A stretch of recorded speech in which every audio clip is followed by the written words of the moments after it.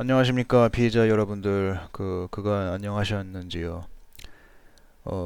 이번에도 새로운 영상을 만들게 되었습니다. 그러니까 저에 대한 간략한 얘기를 하자면, 그동안 무슨 일이 있었느냐, 그 근황을 궁금해 하시면, 저는 어 그냥 지냅니다. 예. 다만 이제 학교 가고 하는 게 이번이 마지막일 것 같아요. 그 저는 그 실무 경험 아직도 못 구했거든요. 근데 아직도 못 구했고.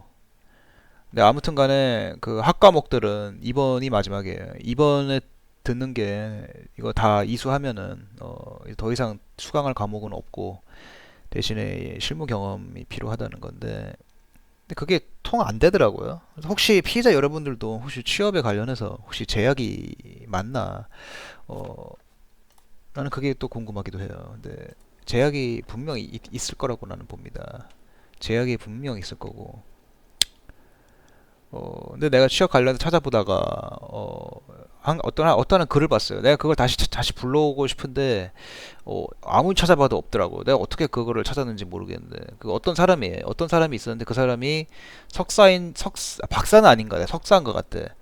근데 석사 과정을 하는데, 내가 미국에서 석사 과정을 하는데, 그 사람이 그 인공지능 쪽으로 공부를 더 할지, 아니면은 뭐 다른 거 있었는데 기억은 안 나요. 그래서 그쪽으로 공부를 더 할지, 그거를 그 뭐 영주권 이런 거 이렇게 이거 뭐 얻는 거, 그래서 뭐 그거에 대해서 그러니까 커뮤니티에 무슨 조언을 구하는 내용이었어요. 그때가 2006년이었더라고. 글 작성 시기를 보니까. 근데 이때 보니까 그 사람이 인공지능 쪽으로 하기에는 그 배를 굽는 사람들이 많다. 인공지능이 밥 벌어먹기는 어렵다. 그러니까 지금으로서는 인공지능은 사람이 없어서 문제죠. 그 미국에서 그 뭐 애플이나 뭐 마이크로소프트 이런 데 들어가면은 한 몇 억씩 받거든요. 한 3, 4억은 받지 않을까 싶어요. 환율 감안해서 4억이 넘을 수도 있고, 예, 환율 감안해서 4억이 넘을 것 같기도 해요. 아무튼 3, 4억? 예, 뭐 그렇게 보시면 되고. 그 정도면 엄청나잖아요. 예, 미국에서도 그 정도면, 어, 엄청 난 거거든요. 예, 3, 4억, 연봉이 3, 4억이면. 그 인공지능이 관련 그쪽, 그러니까 정확하게 인공지능 어떤 사람들인지는 모르겠는데, 아무튼 그쪽 분야가 사람이 더 필요하다. 그러니까 지금 와서 보면은 좀 웃긴 거예요. 어, 2006년에 이때는 어, 인기가 없어가지고 그랬는데, 지금은 사람이 없어서 이런 없어서 난리니까. 어, 근데 이거를 왜 내가 언급을 하냐, 생뚱맞게 왜 이걸 언급을 하냐고 하면은, 그 이미 2006년에 인공지능에 관련된 공부를 할 수가 있었고, 그리고 그 유튜브에 그 영어로 매튜 초이라는 사람을 검색을 해보면은 그 사람이 사용하던 인공지능 검색 엔진이 있어요. 그게 챗GPT 비슷한 건데, 그게 이미 1997년도에 나왔어요. 그게. 그러니까 실제로 따지고 보면은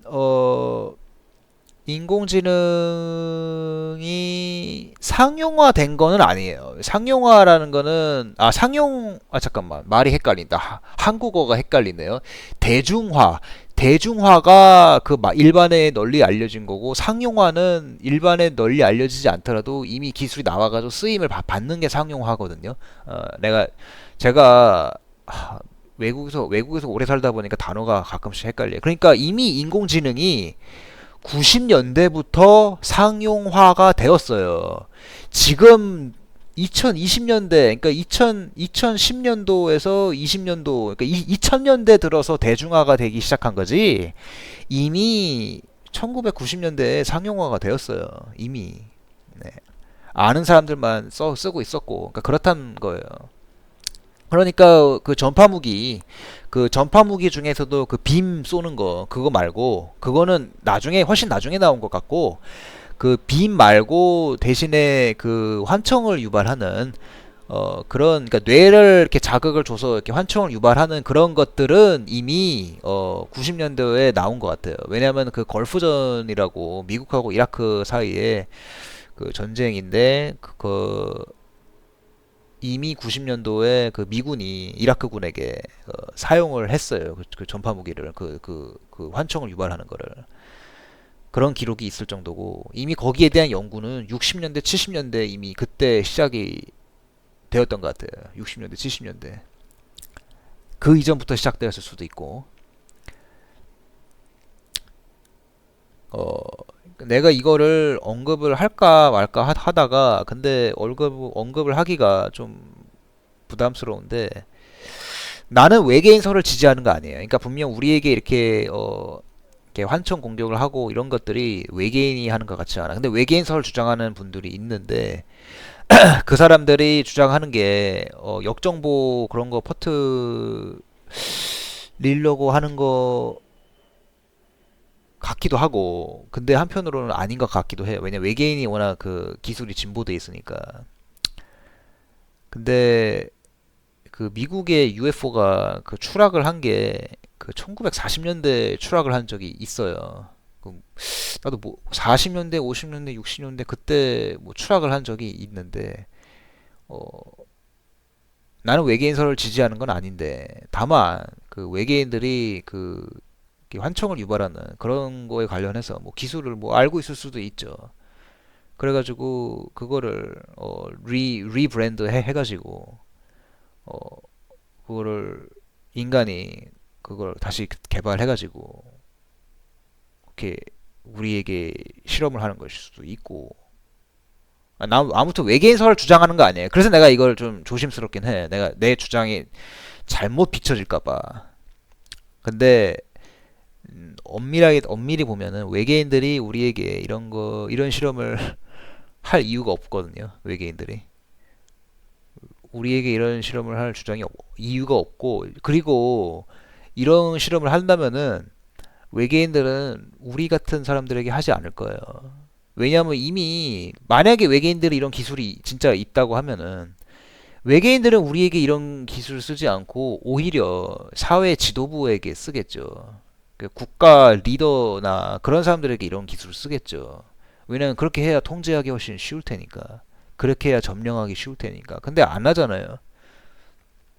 그러니까 내가 보기에는 우리에게 이렇게 당하는 거, 우리가 이렇게 당하고 하는 거는 정부가 하는 게 맞아요. 그 정부가 그 새로운 그 신세계를 설립하기에 앞서서 이런 것들을 하는 거예요. 이 실험이고. 왜냐하면 시기적으로 봐봐요. 지금 인공지능에다가 로봇에다가 지금 개발이 엄청 빨라지고 있잖아. 이게 시기적으로 너무 절묘한 거예요, 이게. 그러니까 이제는 로봇이 사람이 하는 일을 대체를 하기도 하고 경제는 갈수록 나빠지고 있어. 생각해봐요. 우리 부모님 세대, 내 어머니 아버지 세대 80년대 그때 이제 첫 직장을 구했을 때가 80년대거든요. 80년대 초반. 그때는 진짜 직장 구하기가 너무 쉬웠다고 해요. 예. 그러니까 제 부모님이 몇 군데 지원을 안 했대요. 아니 몇 군데밖에 몇 군데밖에 지원을 안 했대요. 몇 군데밖에. 열 군데도 안 됐대요. 내 어머님 같은 경우에는 그냥 한 곳을 지원했는데 뭐 딱 붙었다. 이름은 말하지는 않을게요. 대신 대기업이긴 한데 어, 딱 지원을 해가지고 한 번에 붙고 아버지는 모르겠어요. 아버지는 별로 그런 얘기는 없었는데 근데 아버지도 그냥 쉽게 뭐 직장을 구했던 것 같아요. 예. 그러니까 1980년대는 너무 살기가 좋았던 거야. 심지어는 북한도 지금보다 살기 좋았어요. 북한도 지금보다 살기 훨씬 좋았어. 그때는 탈북한 사람들도 없었고, 예. 그러니까 사회가 경제가 어려워지고 있는 거예요. 계속 살기가 어려워지고 있고 부자는 더 부자가 되고 가난한 사람들은 가난해지고 80년대는 비교하면은 너무 살기가 어려워졌어. 특히 우리 20, 30대들은 취업하기 너무 힘들고, 우리 부모님 세대들은 그냥 알아서 기업이 가던 때였어요. 그냥 알아서 기업이 그냥 모셔갔어. 예. 특히 우리 어머님은, 진짜 예체능계였거든요. 네, 우리 어머님은. 우리 어머님은 예체능계였고, 근데 그런 사람이 그냥 대기업에 들어갔어요. 어, 왜 들어갔냐면은, 이렇게 되면은 너무 우리 가정사를 공개하는데. 그냥 간단하게 할게요. 예, 우리 어머님이 일본어를 하시거든요. 그래가지고, 일본어 특기생으로 들어갔어요. 예, 그거 하나로 들어갔고, 그것도 대기업에 들어갔었고, 일본어 특기생으로. 지금은 그런 게 없잖아요. 지금은 뭐 외국어 잘한다고 해서 뭐 외국어 특기생으로 들어가는 경우가 없잖아. 내가 보기엔 없는 거 같거든요. 외국어 특기생 그런 게 있나? 근데 그때는 있었어요. 아버지는 특기생으로 간 게 아니고 진짜 본인 실력으로 들어가신 거고, 아버지는 본인 실력으로 들어가신 거고, 근데 어머니는 특기생으로 들어갔고. 어, 그래서 80년대가 겁나 살기 좋았다. 80년대가. 그래서 내 부모님이 가끔씩 이런 얘기 하세요. 그 특히 어머님이. 예. 아버지는 별로 말씀이 없고 어머님이 이제 그런데 그 대학교 나와가지고 그렇게 취업이 안 되고 하면은 그냥 뭐라도 해라 맨날 그런 얘기를 하시는데 어 솔직히 그러기엔 좀 아깝죠. 특히 중국 같은 경우에는 그 대학교 졸업자가 수천만 명인데 취업이 안 된다고 해요. 그래가지고 그중 일부는 어쨌든 먹고는 살아야 되니까 그래서 몸 쓰는 일 하기도 하고 그렇다고 해요. 근데 한국도 어 중국보다 인구만 적을 뿐이지 대학교 나와도 취업이 안 되는 사람들 많거든요. 예. 그래서 그중 일부는 일단 먹고는 살아야 되니까 그래서 다른 일이라도 하면서 하는데 근데 한국은 그 다들 이렇게 대기업이라든지 좀 좋은 조건 가려고 그 20대 때는 최대한 버티잖아요. 예. 나는 존중해요. 내 어머님은 그걸 이해를 못 하시는데 일단 뭐 대기업에 이런데 뭐 경쟁에 떨어져서 못 들어가면은 뭐 꽁 아니면 다 닭이다라고 해가지고 뭐 중소라도 들어가라고 하시는데 그런 어머님이 현실을 잘 모르시는 거고 중소하고 대기업하고 차이가 엄청나대요. 어, 그 대우는 엄청난데 단지 중소기업이 그 요구하는 게 조건이 거의 뭐 대기업하고 다를 바가 없다 뭐 그렇다고 하고 나도 거기 공감을 해요. 나도 그 미국에서 그 내 실력이 없어가지고 중소기업에 거의 대부분 지원했어요. 내가 30군데 지원을 했는데 거의 대부분 중소기업이야. 근데 채용이 안 돼요. 왜냐면 걔네들도 대기업보다 대우는 못하지만 뽑고자 하는 사람들은 대기업에 들어갈 만한 사람들을 뽑는 거거든요. 그러니까 뭔가 좀 이치에 안 맞죠. 이치에 안 맞고 또 근데 제일 짜증나는 게 이거야.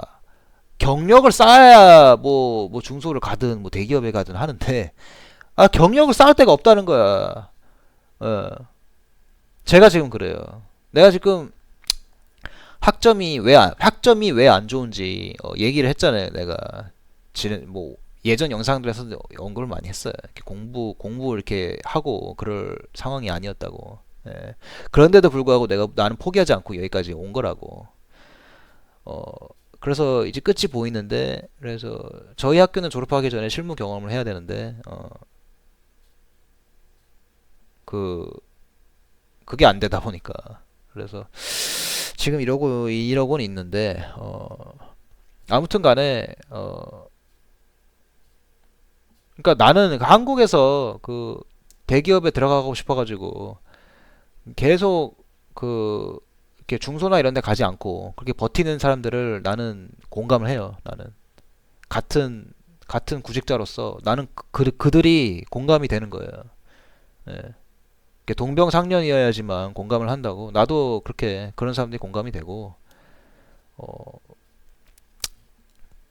근데 미국은 중소기업하고 대기업하고 차이는 나요. 차이는 나는데 한국만큼 심하지는 않은 것 같아. 내가 보기엔 한국만큼까지는 아닌 것 같고.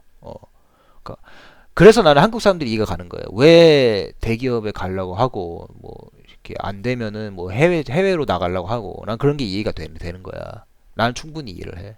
예. 내가 왜 무슨 얘기하다가 여기까지 왔는지는 모르겠는데 아마 1980년대하고 2020년대 이렇게 비교를 하느라고 여기까지 온 것 같은데, 맞아요. 1980년대가 겁나 살기 좋았고 또 특히 내 어머님은 1980년대에 사시는 분이에요. 지금 2020년대인데도 불구하고 아직도 1980년대에 사시는 분이야. 내가 보기엔 좀 그래도 좀 답답한 게 많아요. 나 엄마하고 나하고 말이 안 통해. 그러니까 서로 이해를 못 하는 거야. 왜냐면 엄마는 80년대에 사시는 분이니까 그 시절에 제일 잘 나갔던 분이거든요. 그 시절에 엄마 인생에서 제일 잘 나갔던 때야. 그렇기 때문에 80년대에 사시는 분이어가지고 나는 좀 말이 안 통하긴 해. 예. 그래도 나는 좀 부럽긴 해요. 적어도 어머님은 그런 때가 있었고 나는 한 번도 그런 때가 없었고 아무튼 간에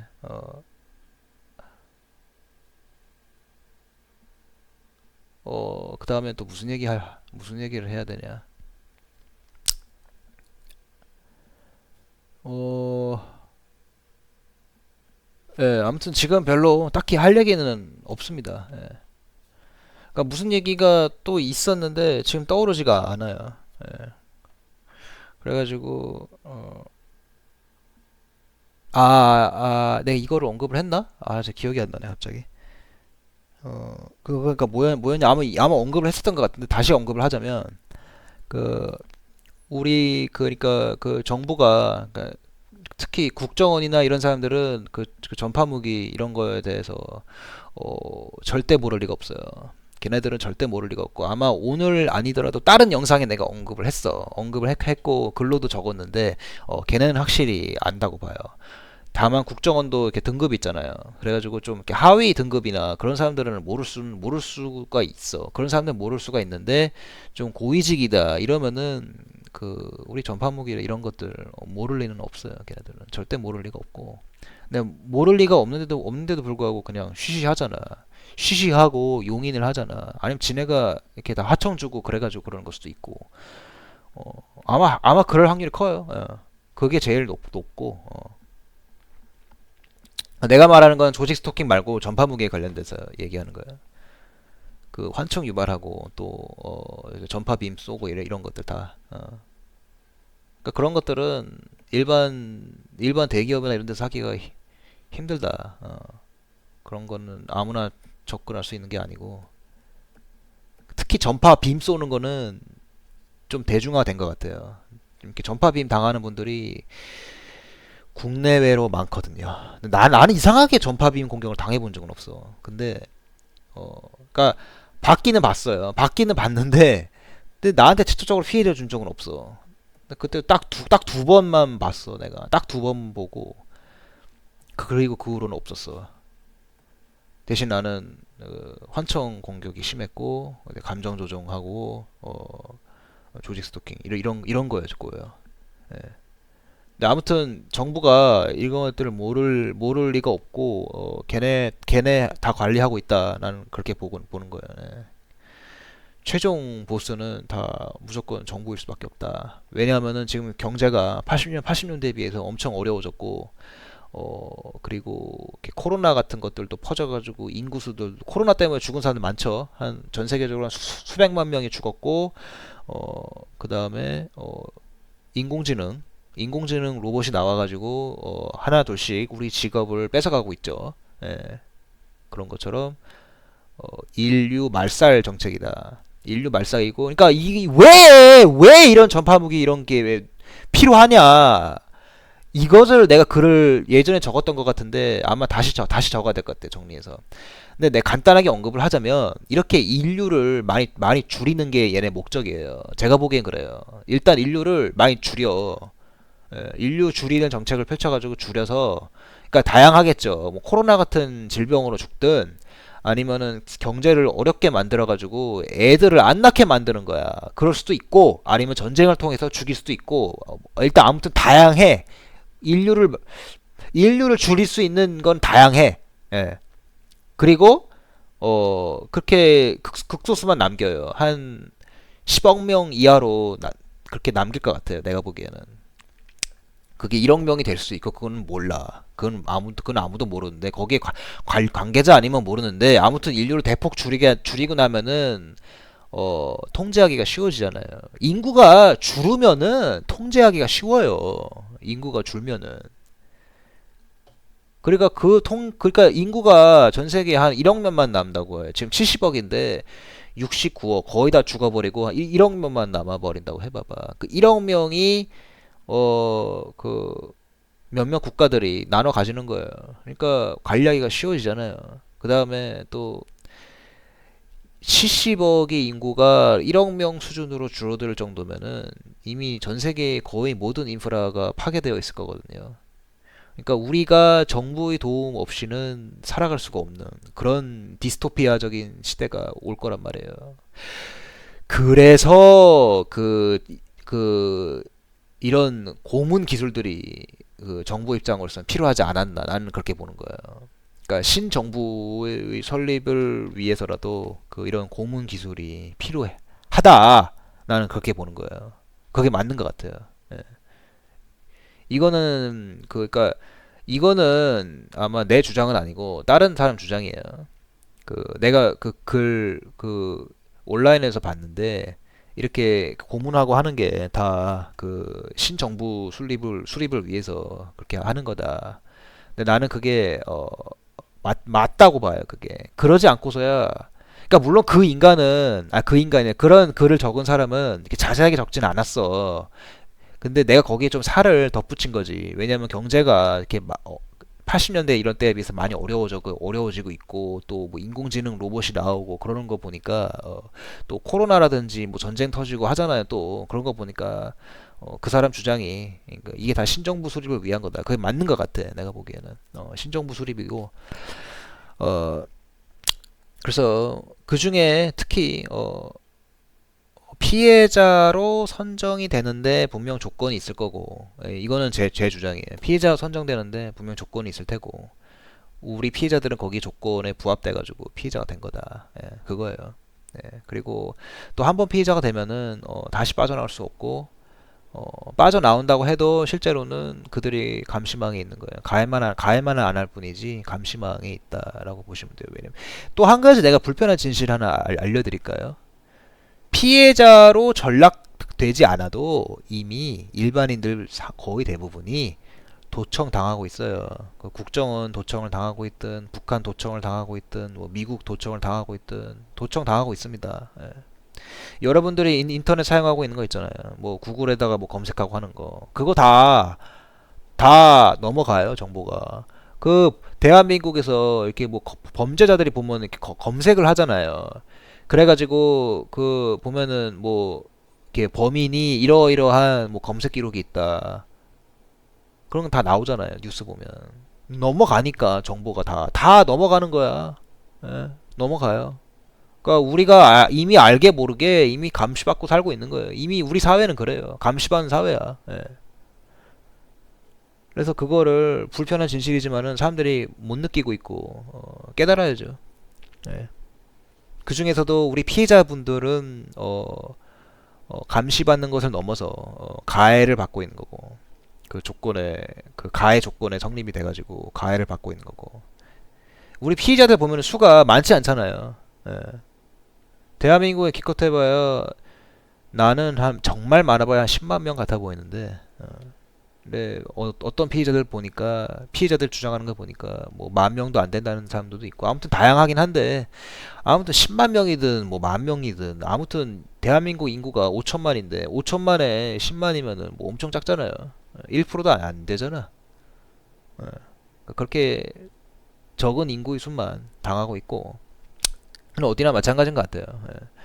미국이나 이런 데도 미국은 워낙 인구가 많으니까 그래서 1%라고 해도 그 수는 많아 보이는 거고 중국은 더하고 아무튼 중국은 1%는 더 많을 것 같아요. 1%보다는 더 많아. 왜냐하면 걔네는 14억이 넘기 때문에 인구가 그 인구를 통제하려면은 아마 체계적인 감시망이 필요하겠죠. 그래가지고 어, 또 사회에 불만 가진 사람들도 많을 테고 다 그런 것들을 다 이렇게 전파 무기 이런 거 다 관련돼서 아무튼 중국 이런 데는 피해자가 훨씬 더 많을 것이다. 그 비중이. 아무튼 그렇다는 거예요. 유럽이나 이런 데 봐도 있어요. 있고.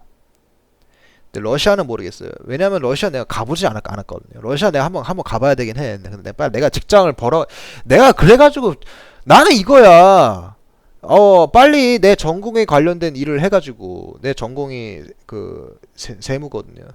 거기에 관련된 그러니까 회계 세무인데 거기에 관련된 일을 빨리 구해가지고 내가 돈을 벌어가지고 또 그래야지만 내가 이런저런 거를 테스트를 해볼 수 있을 것 같아. 예를 들어서 나도 한번 러시아에 가봐야죠. 러시아에 가봐가지고 진짜 전파무기 이런 걸 공격을 받나 안 받나도 나도 한번 알아봐야 되고 조직 스토킹도 거기에 진짜 그런 게 있나 없나 한번 나도 알아봐야 되고 물론 예전에 그 우리 그 피해자 카페에 러시아에 가본다는 사람이 있었거든요. 근데 그 사람이 조용해. 그 이후로 뭐 글을 올린 게 없어. 그래가지고 내가 그러니까 거기에 대한 언급을 안 했더라고. 그래가지고 그 사람이 러시아 가도 공격을 당해가지고 그냥 입국 닫고 있는 건지 아니면 러시아를 가보지도 않은 건지 뭐 그렇기도 하고. 근데 내가 보기에는 러시아에는 전파무기 이런 게 없다곤 하지만은 오히려 있을 수도 있어요. 내가 보기에는.